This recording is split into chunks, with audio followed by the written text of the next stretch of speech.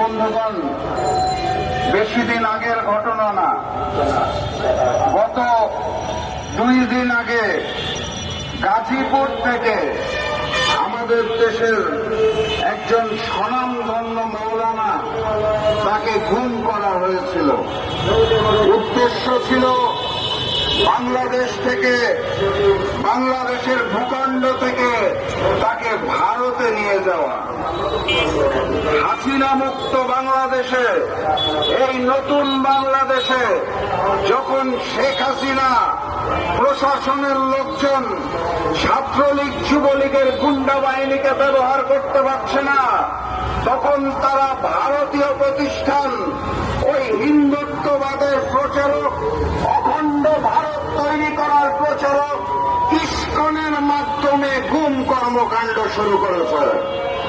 সংগ্রামী সাথী এবং বন্ধুগণ, মৌলানা সাহেবের ভাগ্য ভালো ছিল। পঞ্চগড় সীমান্তে কড়াকড়ি নজরদারি ছিল, পাচার করতে পারে নাই। গাজীপুর থেকে গুম করে ইসকনের সন্ত্রাসীরা পঞ্চগড় সীমান্তে হেলিপোর্টে তাকে রেখে যেতে, পালিয়ে যেতে বাধ্য হয়েছে। আমার গাজীপুরের মৌলানা ভাই এই দফায় রক্ষা পেয়েছে, কিন্তু বাস্তবতা বড় কঠিন, বাস্তবতা বড় নির্মম।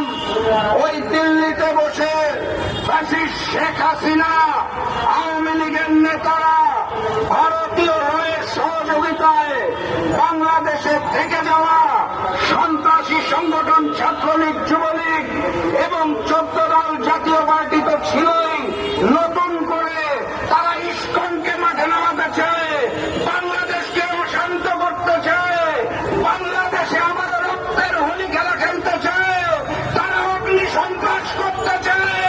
কথাবার্তা পরিষ্কার, এই নতুন বাংলাদেশে ওই নরেন্দ্র মোদীর হিন্দুত্ববাদ চলবে না, শেখ হাসিনার মুজিববাদ চলবে না। আগামীর বাংলাদেশ হবে ইসলামের বাংলাদেশ, আগামীর বাংলাদেশ হবে কুরআনের বাংলাদেশ। আমরা বাংলাদেশকে শান্তিপূর্ণ বাংলাদেশে পরিণত করব ইনশাআল্লাহ। সংগ্রামী সাথী এবং বন্ধুগণ, আপনারা এটাও দেখতে পেয়েছেন যে সাবেক সেনা কর্মকর্তাদের বিচার কার্য শুরু হয়েছে। আমি দুঃখের সাথে দেখতে পাই বাংলাদেশের দেশপ্রেমিক সেনাবাহিনী, বাংলাদেশের পুলিশ বাহিনী, বাংলাদেশের আনসার বাহিনী সহ নিরাপত্তা রক্ষায় যারা ছিলেন তাদেরকে, প্রতিষ্ঠানগুলোকে এক এক করে ধ্বংস করেছিলেন শেখ হাসিনা ওই ভারতের নির্দেশনায়। উদ্দেশ্য ছিল সহজ, বাংলাদেশকে তারা ভারতের করদ রাজ্য বানাতে চেয়েছিল। আপনারা দেখেছেন আর্মি, সেনা কর্মকর্তাদের বিচার কার্যক্রম শুরু হয়েছে। আমার ডান পাশে এবং বিপরীতে আমি পোশাকধারী অনেক পুলিশ সদস্যদের দেখতে পাচ্ছি। আমি তাদের ধন্যবাদ জানাই যে তারা হাসিনা মুক্ত বাংলাদেশে এখন নতুন করে দায়িত্ব শুরু করেছে। কিন্তু এই প্রশাসন যখন বলে আইন সকলের জন্য সমান, তাহলে সেটা সকলের জন্য সমান হওয়া উচিত। আর্মির সাবেক সেনা কর্মকর্তা যাদের গুম খুনের জন্য বিচার শুরু হয়েছে, তাদেরকে বহন করার জন্য যখন এসি ভ্যান সৃষ্টি করা হয়, তাদের জেল যখন ক্যান্টনমেন্টের ভিতরে বিশেষ ব্যবস্থায় তৈরি করা হয়, তখন আমরা স্পষ্ট ভাষায় বলতে চাই, গুম খুনের জন্য যদি ফ্যাসিস্ট শেখ হাসিনা দায়ী থাকে, যদি আওয়ামী লীগ দায়ী থাকে, যদি জাতীয় পার্টি 14 দল দায়ী থাকে, যদি ছাত্রলীগ যুবলীগ দায়ী থাকে, তাহলে প্রশাসনের এই সাবেক সেনা সদস্যরাও ছিলেন। তারা কেন এই এসি গাড়িতে করে যাতায়াত করেন? তাদের জন্য ক্যান্টনমেন্টের ভিতরে কেন স্পেশাল সেল তৈরি করা হয়? আমার 2000 ভাই বোন যখন শহীদ হয়েছে, তার বিচার যখন চলছে, গুম খুনের বিচার যখন চলছে, সন্ত্রাসীদের জন্য স্পেশাল ব্যবস্থা আমরা মেনে নেব না। যখন একজন মানুষ গুম করে, যখন একজন মানুষ খুন করে, তার কর্মকর্তা নয়, তার পরিচয় সাবেক পুলিশ অফিসার নয়, তার পরিচয় সে রাজনীতিবিদ নয়, তার একমাত্র পরিচয় সে সন্ত্রাসী, সে খুনি, এবং তাকেও সবার মতো করে ট্রিট করতে হবে। সেনা কর্মকর্তা দেখে শিকারী, আর এই রোদের মধ্যে দাঁড়িয়ে প্রতিবাদ করব আমরা, গুলি খাবো আমরা। এই বাংলাদেশ, এই বৈষম্য নিয়ে বাংলাদেশ থাকবে না বলেই জুলাইয়ের গণঅভ্যুত্থানে নতুন সরকার এসে সেই বৈষম্য তো দূর করতে পারছে না। আমরা তো আইনের জায়গায় বৈষম্য দেখতে পাচ্ছি, আইনে তো লেভেল প্লেইং ফিল্ড দেখতে পাচ্ছি না।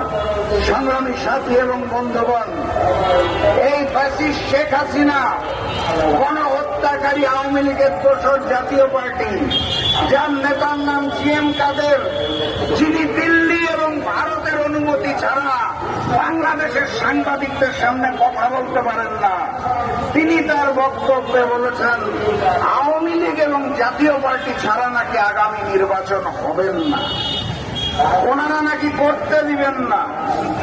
আমি জিএম কাদের সাহেবের কাছে প্রশ্ন রাখতে চাই, বিগত শাসনামলে বিএনপি, জামাত সহ বিভিন্ন রাজনৈতিক দলকে নির্বাচনের বাইরে রেখে আপনারা যখন নির্বাচন করেছেন, তখন আপনাদের এই প্রশ্ন জাগে নাই?